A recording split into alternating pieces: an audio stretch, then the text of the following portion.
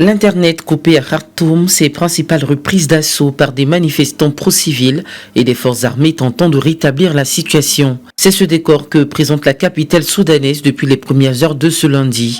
Des émeutes qui font suite à l'arrestation cette nuit de plusieurs dirigeants politiques soudanais. Les manifestants revendiquent notamment leur libération immédiate. Un plein pouvoir civil, voici le choix du peuple. Ce serait une illusion de penser que l'armée dirigera et les esprits seront paisibles. Ce n'est pas possible. Libérez les dirigeants arrêtés. Depuis l'annonce d'une tentative de coup d'État manqué le 21 septembre, les divergences entre les partenaires militaires et civils du gouvernement de transition n'ont pas cessé de s'intensifier. Depuis plusieurs semaines, les autorités de transition civile et militaire sont à couteau tiré. Nous sommes dans l'attente depuis un long moment des élections dans notre pays.